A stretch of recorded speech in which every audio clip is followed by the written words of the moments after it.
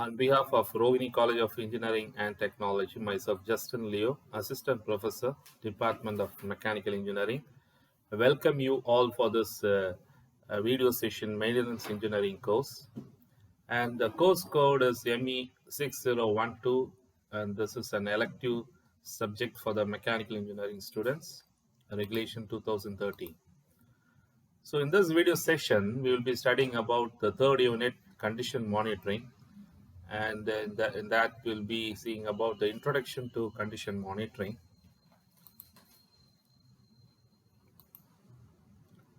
So before going in depth about the syllabus, we'll just go through the objectives of this course. So the main objective is to enable the student to understand the principles, functions, and practices adopted in industry for the successful management of maintenance activities. And the second objective is to explain the different maintenance categories like preventive maintenance, condition monitoring, and repair of machine elements. And the third objective is to illustrate some of the simple instruments used for condition monitoring in industry. And the syllabus for this third unit, condition monitoring, the students will be studying about the condition monitoring. What is condition monitoring?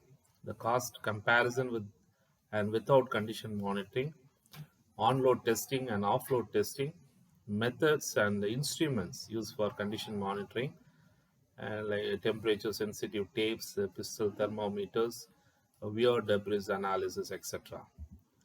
So these are all the textbooks and reference books for this maintenance engineering course. And the course outcomes. So upon the completion of the course, the students will be able to apply the concept and the principle of maintenance processes based on the industrial configuration. And upon completion of Unit 2, the students will be able to analyze the maintenance categories, the preventive maintenance, methods of lubrication, and TPM, that is total preventive maintenance. And upon completion of Unit 3, the students will be able to illustrate appropriate condition monitoring techniques, including vibration, thermal, and lubricant analysis.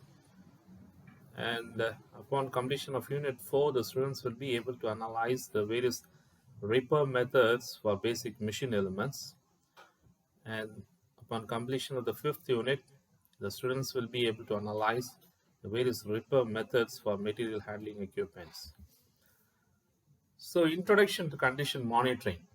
So condition-based maintenance, or it's also called as the predictive maintenance, is a technology that strives to identify faults before they become critical, which enables more accurate planning. So without prior planning, you can't identify this faults. So condition-based monitoring is a set of maintenance action which is based on the real-time or near real-time assessment of the condition of the equipment, which is obtained from the embedded sensors. So by means of sensors, you can obtain the real condition of the equipments. And it allows maintenance to be scheduled. So scheduled maintenance can be prepared or other actions to be taken to avoid the consequences of the failures. So a condition-based monitoring is a means of improving productivity, product quality, overall effectiveness of manufacturing, and availability of process machinery. So again, this condition-based monitoring would optimize the total plant operation, and it is a comprehensive predictive maintenance management. It reduces greatly cost of the maintenance. That is a maintenance cost will be low, fewer repairs, downtime, reduces small parts inventory, and the life of the machine is longer. Production is increased, and operator safety is improved, and overall profitability for the firm is obtained. So, coming to the condition monitoring, it is nothing but the process of monitoring a parameter of a condition in machinery, so that a significant change is indicative of a developing failure. So condition monitoring includes vibration measurement and analysis, infrared thermography, oil analysis and tribology, ultrasonics, motor current analysis. So condition monitoring normally includes three steps. The first one is the detection, and second one is the diagnosis, and the third one is a prognosis.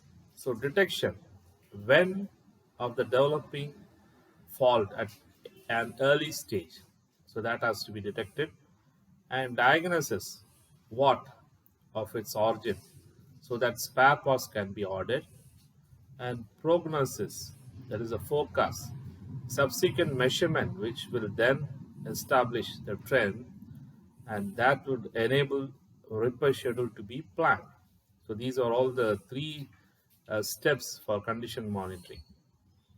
And coming to the advantages of condition monitoring, so normally studies have estimated that properly function of condition-based monitoring or the predictive maintenance program can provide a savings of almost 8% to 12% over preventive maintenance program alone.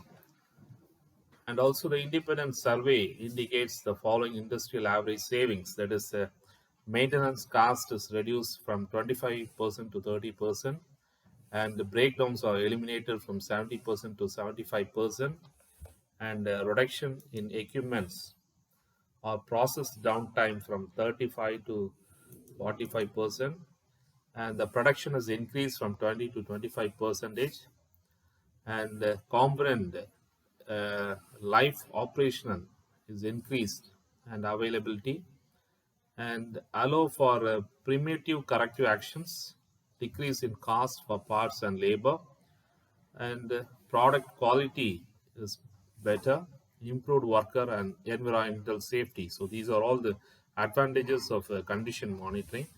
And coming to the disadvantages of condition monitoring, diagnostic equipments being costly has increased the investment, and as staff training increase the investment, and management cannot see readily potential savings with this monitoring system. And coming to applications of condition monitoring, so this is normally used in detecting the malfunctioning, and is used to detect the component failure, and used in assessing the formalized techniques. And this condition-based monitoring process can be applied to maintain activities in all industries, including weapons system, DoD weapons system, jet engines, wind turbine generators, marine diesel engines, natural gas compression, circuit card manufacturing. So with this, we come to an end with this introduction to condition monitoring of Unit 3. So thank you and have a great